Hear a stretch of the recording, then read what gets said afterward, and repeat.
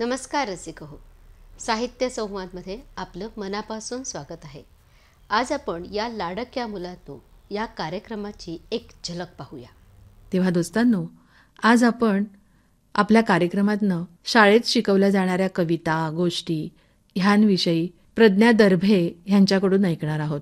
चला तर मग ऐकूया या लाडक्या मुलांनो या मालेचा भाग पहिला. नमस्कार बालमित्रांनो, आज तुमच्याशी बोलायची संधी मिळते याचा मला खरंच खूप आनंद होतोय. आज मी तुमच्याशी संवाद साधणार आहे तो कवितांच्या माध्यमातून. कविता म्हणजे अगदी थोडक्यात आपल्याला खूप काही सांगून जातात. पण एक गोष्ट आज मला खटकते, ती म्हणजे मी बोलत असताना तुम्ही माझ्या समोर नाही आहात आणि मीही तुम्हाला बघू शकत नाही. पण तुमचे उत्साही चेहरे मला नेहमीच प्रोत्साहन देतात. बऱ्याच वेळा कार्यक्रम पटांगणामध्ये असतो. सकाळचं कोवळं ऊन थोड्या वेळ बरं वाटतं, नंतर ऊन वाढलं की मुलांची चुळबुळ सुरू होते. पण कार्यक्रम सुरू असला की मुलं अगदी शांततेत ऐकत असतात. त्यांची शिस्त, त्यांच्या चेहऱ्यावरचा उत्साह, आनंद ओसंडून वाहत असतो. मला माहिती आहे आजही तुम्ही हा कार्यक्रम अगदी मन लावून ऐकत असाल. अरेच्चा, या सगळ्यात माझी ओळख करून द्यायची राहिलीच की. खरं तर आपली अगदीच ओळख नाही असं नाही. बालदरबार, भातुकली ही बालनाट्ये तुम्ही ऐकलीच असतील ना. शिवाय अनेक शाळांमधून आपण प्रत्यक्ष भेटलोही असू. आपला हा दोस्ताना असाच पुढे राहू देत हीच ईश्वरचरणी प्रार्थना. आज त्याच्याकडे आपण एक मागणं मागूया.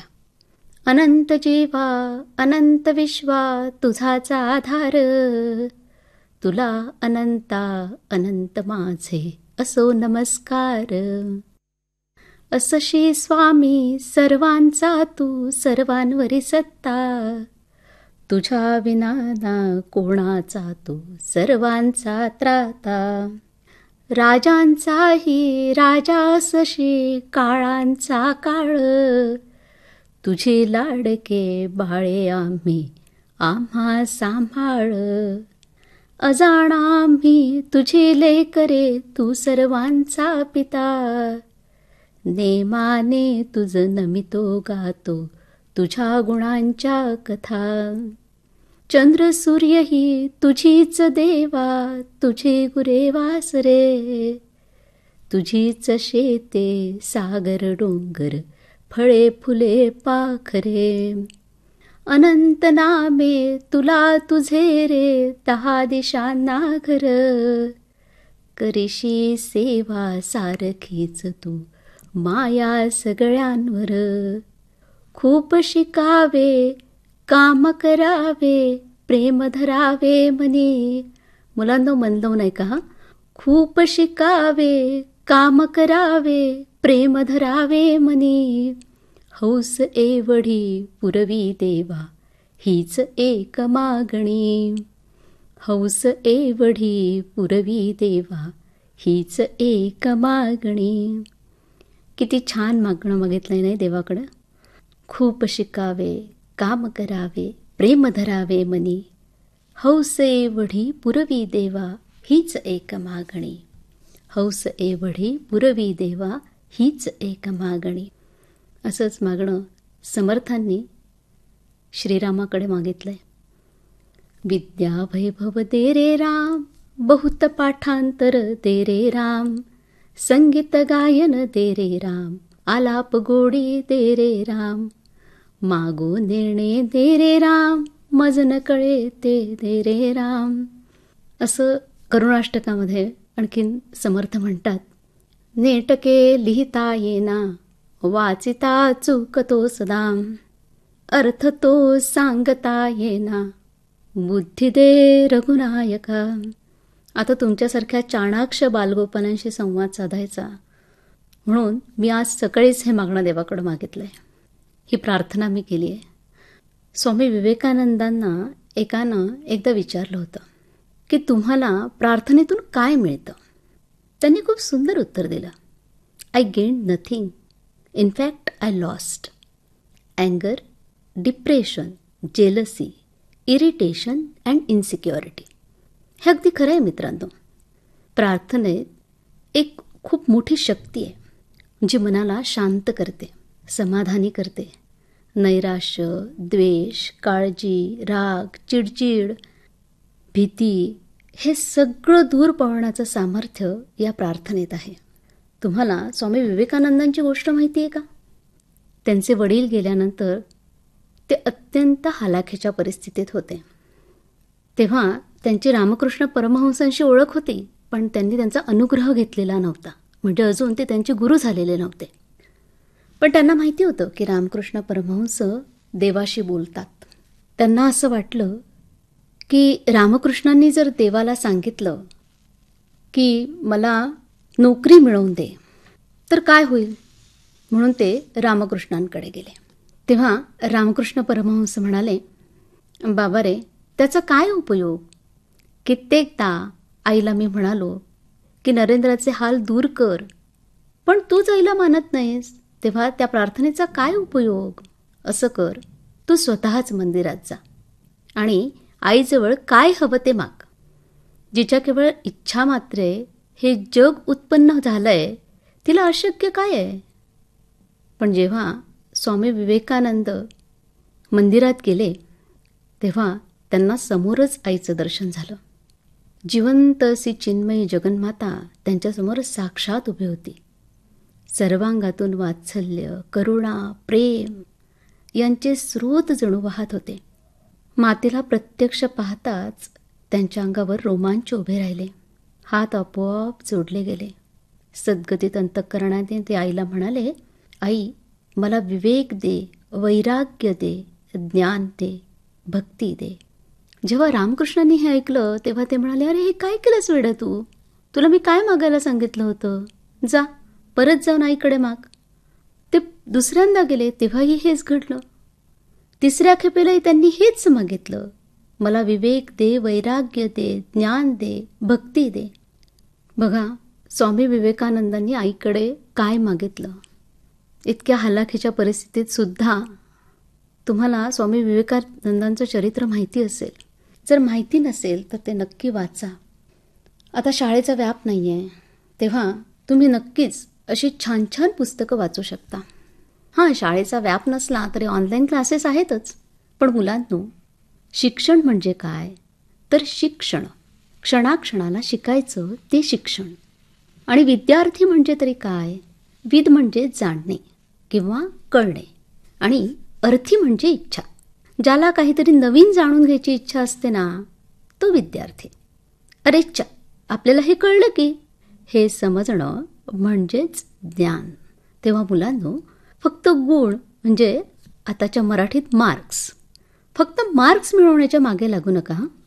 आपण आपलं भविष्य आपल्यालाच घडवायचं आहे असा विचार करून आपण शिक्षण घ्यायचं असतं. या ऑनलाईन क्लासेसची पण एक सगळी गंमतच आहे. आपला कॅमेरा ऑन करा असं मुलांना सारखं सांगावं लागतं. एका मुलाला वारंवार सांगू नये, तो कॅमेरा काही ऑन करत नव्हता. तो काय म्हणाला माहिती? तो म्हणाला, मी शर्ट शोधून घालतो आणि मग कॅमेरा ऑन करतो. आता घ्या, काय बोलणार ह्या मुलांना? मुलांना आई, बाबा, शिक्षक जे तुम्हाला रागवतात ना, ते केवळ आणि केवळ तुमच्या प्रेमापोटी.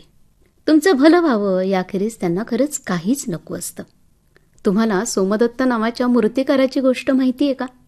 सोमदत्ताचे वडील इंद्रदत्त हे प्रसिद्ध मूर्तिकार होते. आपले वडील कशा मूर्ती घडवतात याचं निरीक्षण सोमदत्त लहानपणापासून करत असे. हळूहळू तोही या मूर्तिकलेत प्रवीण झाला. पण त्याचे वडील कधीच त्याची प्रशंसा करत नसत, उलट दोषच काढत असत. एकदा काही कामानिमित्त ते काही दिवसांकरता बाहेरगावी गेले. तेव्हा सोमदत्तांनी खूप मन लावून काही मूर्ती बनवल्या आणि त्यातली एक मूर्ती त्याने कपड्याने झाकून ठेवली. तो आपल्या मित्राला म्हणाला, ही मूर्ती मी बनवली आहे, हे वडिलांना सांगू नकोस. इंद्रदत्ताने जेव्हा ती मूर्ती बघितली तेव्हा त्या मूर्तीची त्यांनी खूप प्रशंसा केली. तो सोमदत्ताला म्हणाला, बेटा, ही मूर्ती तू घडवली आहेस हे मी ओळखलं, पण जर मी तुझी सुरुवातीलाच प्रशंसा केली असती तर तू आज एवढी अचूक मूर्ती बनवू शकला नसतास. आज तू खऱ्या अर्थाने मूर्तिकलेत पारंगत झाला आहेस. जसा मूर्तिकार मूर्ती घडवताना त्यातला अनावश्यक भाग काढून टाकतो ना आणि एका पाषाणातून मूर्तीला आकार देतो ना, तसंच आपणही आपल्यातल्या अनावश्यक गोष्टी म्हणजे दोष स्वतःच दूर करावे मुलांनो. जीवनाचं शिल्प तयार करावं. वामनपै म्हणतात ना, तूच आहेस तुझ्या जीवनाचा शिल्पकार. माता, पिता आणि गुरु हेच आपले खरे हितचिंतक असतात. त्यांना आपल्या जीवनात विशेष महत्त्व असतं. काही वेळा सुमन नवलकर या कवयित्रीने लिहिलेली ही कविता तुमच्याही बाबतीत खरी असेल. काय कविता आहे बरं ही? थोडा मोठा झालास की मग असं कर तसं कर, हेच ऐकत असतो आम्ही दिवसभर दिवसभर. लहान आहेस का रे आता, किती करतोस दंगा? नेमके तेव्हाच आम्ही मोठे होतो कसे सांगा? मोठी माणसं बोलत असतील तेव्हा राहावं चूप. अशा वेळी यांना आमचं लहान दिसतं रूप. जरा सुद्धा मदत नाहीस, वाढलायस ताडमाड, अशा शब्दात आमचे नेहमी होत असतात लाड. कामात ते दिसतंय ना, नको लुडबुड करू. मदत करायला जावं तेव्हा यांचं आपलं सुरू. आपला अभ्यास आपण कर, सोडव नीट गणित. लहान आहोत आम्ही, आहे ना हे माहीत. हे पाडशील ते फोडशील, सांभाळ बिघडवशील. ऐकूनच हे आपोआप हात पडतात ढील. लहान आम्ही मोठे आम्ही यांच्या सोयीनुसार, मधलेच आम्ही याचा होतो त्रास फार. खरं आहे मुलांनो, मधलेच असले ना की असा त्रास हा सगळ्यांनाच होतो बरं, त्या त्या वयामध्ये. तर तुम्ही तरी कसे अपवाद असाल. पण या लॉकडाऊनच्या काळात तुम्ही अनेक गोष्टी शिकला असाल. आईबाबांना त्यांच्या कामात मदत करणं, एखादी नवीन वस्तू तयार करणं, चित्र काढणं, अजून बरंच काही. इतर वेळी शाळा आणि क्लासेसच्या वेळा पाळणं, पाठीवरचं ओझं सांभाळणं, यातून थोडा तरी दिलासा मिळाला असेल, नाही का? मुलांनो, अशा काही अनपेक्षित घटना घडल्या ना की त्याच्याकडे सकारात्मकतेनं बघा. हे शिकलो ना आपण या संकटाच्या घडीला. जो संकटांवर मात करतो तोच पुढे जातो. या छोट्याशा व्हिडिओवरून तुम्हाला या कार्यक्रमाची कल्पना आलीच असेल. या लाडक्या मुलांनो, या कार्यक्रमाची संकल्पना अशी आहे की देव, देश, भाषा, संस्कृती, माता, पिता, शिक्षक, शाळा, वाचन संस्कृती, आहार, पर्यावरण आणि स्क्रीन टाईम या सगळ्या विषयांना हात घालत हा कार्यक्रम पुढे सरकतो. हा कार्यक्रम मुलांना विचारप्रवृत्त करतो, तसंच शिक्षकांनाही आनंद देऊन जातो. त्यामुळे शिक्षकांशी, पालकांशी, शाळेशी मुलांचं एक चांगलं नातं तयार होतं. या कार्यक्रमाचा गाभा कविता हा असल्याने मुलं आणि शिक्षक अजिबात कंटाळत नाहीत. माझे आणखीनही काही कार्यक्रम आहेत जे आपण आपल्या महाविद्यालयात, महिला मंडळात, ज्येष्ठ नागरिक संघात अथवा आपल्या संस्थेसाठी आयोजित करू शकता. हा व्हिडिओ आपल्याला आवडला असेल तर जास्तीत जास्त लोकांपर्यंत शेअर करा, जेणेकरून या कार्यक्रमाची माहिती जास्तीत जास्त लोकांना मिळेल आणि तेही आपल्या शाळांमध्ये, संस्थांमध्ये हे कार्यक्रम आयोजित करू शकतील. आणि हो, आमचं आणखी एक चॅनल आहे, अध्यात्म साधना. या चॅनलवर तुम्हाला शाश्वत आनंदाचा ठेवा मिळेल. आपल्याला साहित्यात रस असेल तर साहित्य संवाद आणि अध्यात्मात रस असेल तर अध्यात्म साधना हे चॅनल सबस्क्राईब करा. आणि या दोन्ही गोष्टींमध्ये रस असेल तर दोन्ही चॅनल सबस्क्राईब करा. नवीन व्हिडिओसह पुन्हा भेटूया. तोपर्यंत नमस्कार.